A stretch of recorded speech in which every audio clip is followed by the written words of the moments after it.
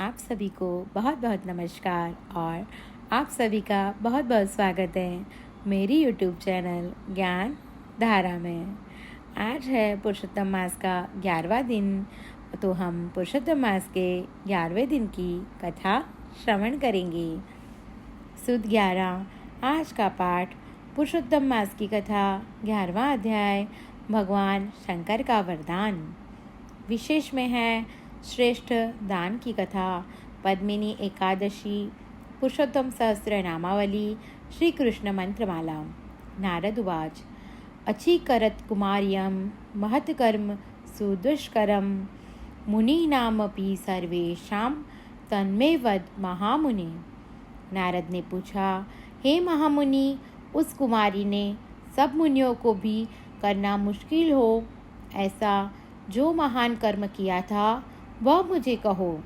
सूत पुरानी बोले, हे मुनि श्रेष्ठो, ऋषि कन्या मेघावती ने भगवान शंकर की उग्र तपस्या शुरू कर दी। सूर्य ग्रीष्म ऋतु में आते ही 5 अग्नियों के बीच में बैठती, हेमंत ऋतु में शीतल जल में बैठती, सिर्फ पानी के बाहर अपना मुख रखती, बारिश में जमीन पर दर्भासन बिछाकर शरीर पर कुछ भी ओढ़े बिना सोती, वह आहार में सिर्फ सुबह शाम धुआं ही लेती। इस तरह उसने 9000 साल तक तप किया। इतनी उग्र तपस्या से भगवान शंकर मेघावती पर प्रसन्न हुए।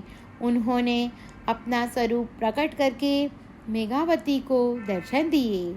मेघावती तप करने से दुर्बल हो गई थी, उसका शरीर क्रूश हो गया था, फिर भी उसमें शक्ति का संचार हुआ। वह खड़ी हुई और भगवान शंकर की पूजा की और विनयपूर्वक स्तुति कर कर कहने लगी, हे पार्वतीपति, हे दीनानाथ, हे भोलेनाथ, हे शंभु, आपको नमस्कार है।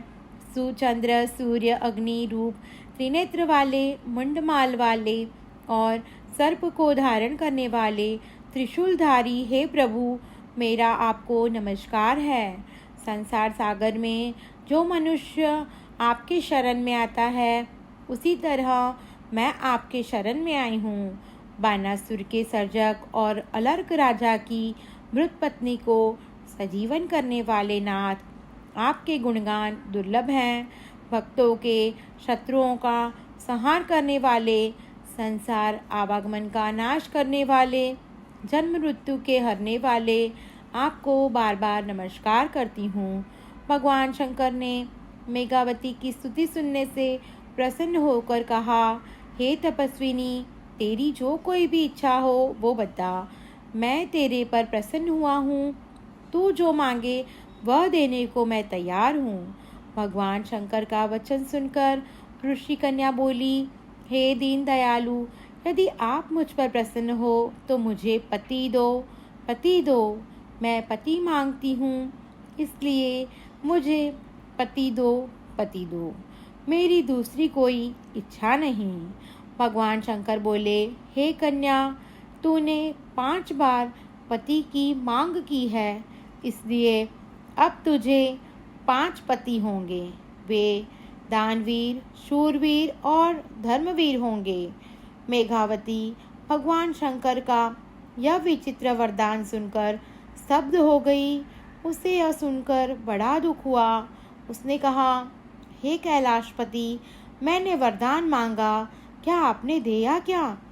एक पति को 5 पत्नी हो ऐसा मैंने सुना है, परंतु एक स्त्री के 5 पति हो ऐसे मैंने कभी नहीं सुना। मैं आपको ऐसा वरदान न देने की विनती करती हूँ। भगवान शंकर ने कहा, हे कन्या, मेरे वर में फर्क नहीं पड़ेगा। इस जन्म में नहीं तो अगले जन्म में 5 पति अवश्य होंगे। तूने महामुनि दुर्वासा के आदेश का अनादर किया और पुरुषोत्तम मास के व्रत की अवहेलना की, उसके फलस्वरूप यह सब हुआ है। अब से कोई भी काल में पुरुषोत्तम मास का तू अपमान न करना। हम देवों भी इस मास का श्रद्धापूर्वक व्रत पूजन करते हैं। ऐसा कहकर भगवान शंकर अंतर्ध्यान हो गए। इति श्री बृहन्नारद पुराण के पुरुषोत्तम महात्म का मेघावती को शंकर का वरदान नामक 11वां अध्याय संपूर्णम। अब पुरुषोत्तम मास की पावन कथा पढ़ेंगे। बोलो श्री पुरुषोत्तम भगवान की जय। श्रेष्ठ दान की कथा। विजयनगर के राजा रूपसेन बड़े दयालु और प्रजावत्सल थे। उनकी रानी तारामती भी विवेकी और दयालु थी। विवाह हुए काफ़ी वक्त बीता, फिर भी उन्हें एक भी संतान न हुआ। ईश्वर कृपा से पिछली उम्र में रानी की गोद भराई थी। इकलौता पुत्र होने से बहुत लाड़ प्यार से रखते थे। उसका ध्यान रखने के लिए नौकर हाजिर रहते थे। दिन ब दिन राजकुमार बड़ा होने लगा।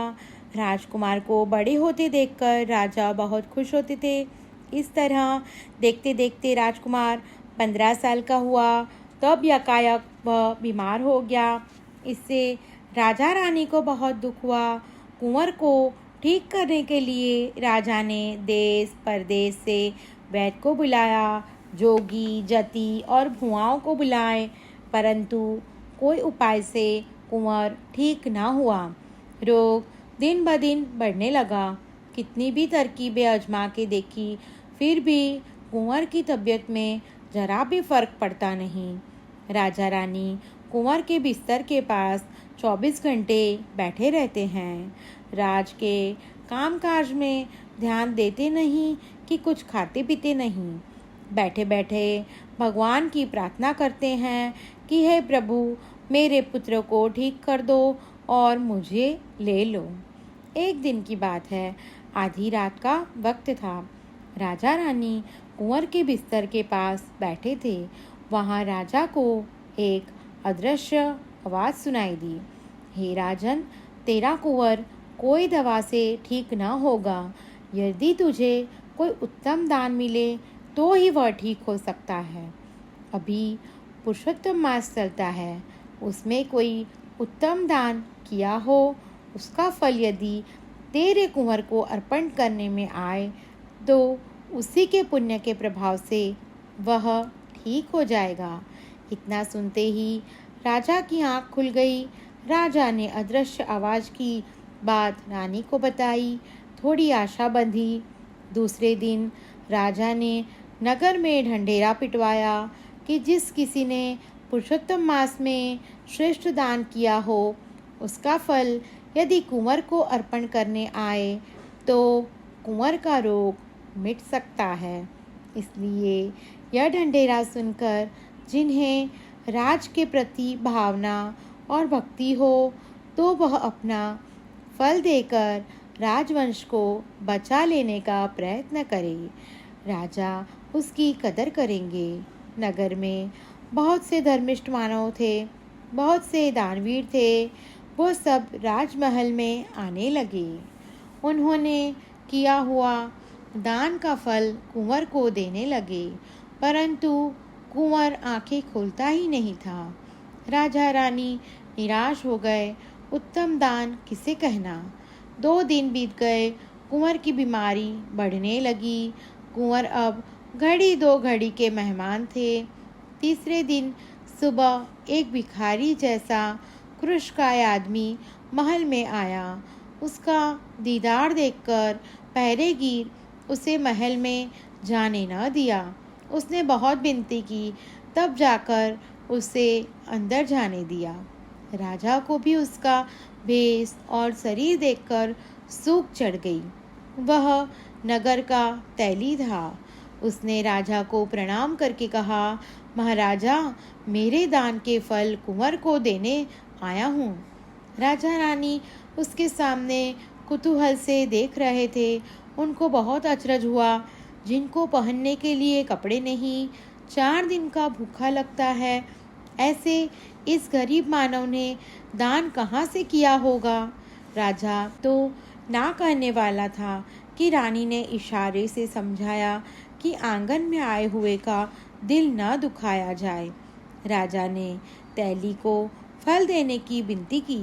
तैली ने दाहिने हाथ में जल लेकर कहा, हे पुरुषोत्तम भगवान, इस पुरुषोत्तम मास में जो दान किया है वह जो आपको उत्तम लगता हो तो उसका फल मैं राजकुमार को देता हूँ।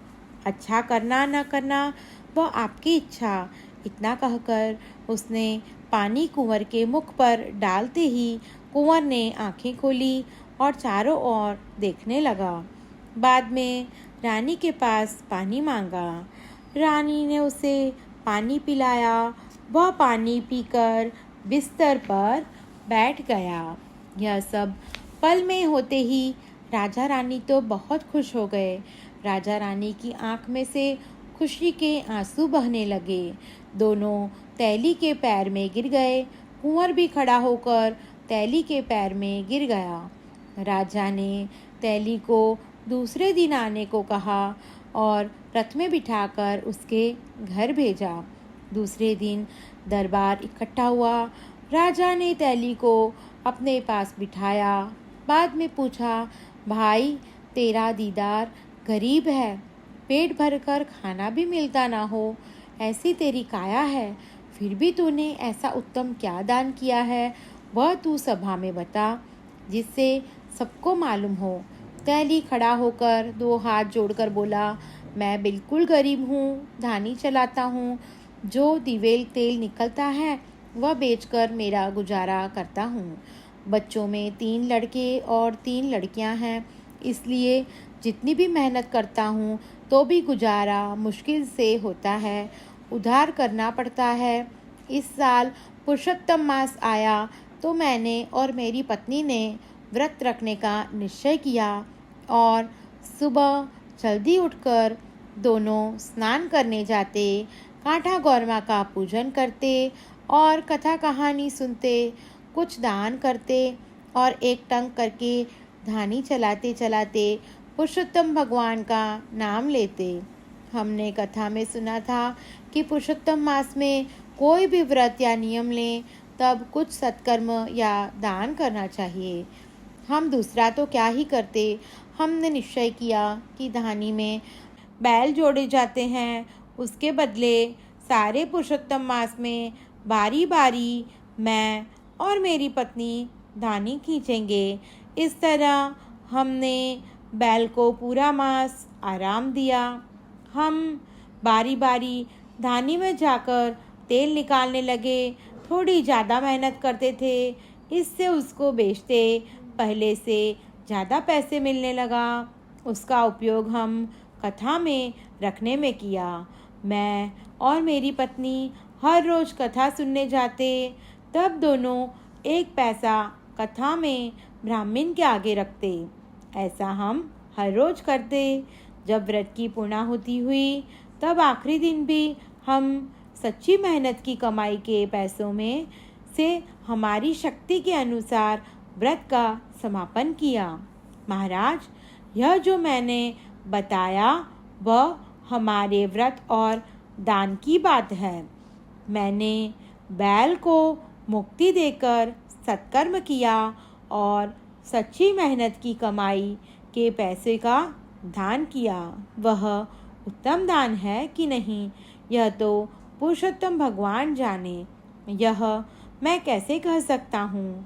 तैली की बात खत्म होते ही आकाशवाणी हुई, तूने जो दान किया है वही श्रेष्ठ दान है। पूरा दरबार चकित हो गया। सबने तैली को प्रणाम करते वाह वाह बोलने लगे। राजा ने खड़े होकर 1000 स्वर्ण मुद्रा की थैली उसके हाथ में रखी, थोड़े गहने और कीमती कपड़े भेंट में दिए। हे पुरुषोत्तम भगवान जी, जैसे आप तैली और राजा रानी पर प्रसन्न हुए, वैसे ही आप आपकी कथा सुनने वाले सब पर प्रसन्न होना, सबको सुखी करना। बोलो श्री पुरुषोत्तम भगवान की जय। 10वां है कल की अवतार, दुष्ट जनों का वध करनार, धर्म को फिर से सुस्थिर करनार। श्री कृष्ण शरणम मम, श्री कृष्ण शरणम मम। प्रलय से उत्पत्ति तक यह है अद्भुत सरवैया, पार्थ को आपने स्वयं कहा, श्री कृष्ण शरणम मम, श्री कृष्ण शरणम मम। जन्म जीवन और मृत्यु की यह गटमाल है रहने वाली, अनुकंपा करो भक्ति की। श्री कृष्ण शरणम मम, श्री कृष्ण शरणम मम। बोलो श्री पुरुषोत्तम भगवान की जय। और आप सभी भी मेरी यूट्यूब चैनल ज्ञान धारा को लाइक, शेयर और सब्सक्राइब करना ना भूलें। धन्यवाद।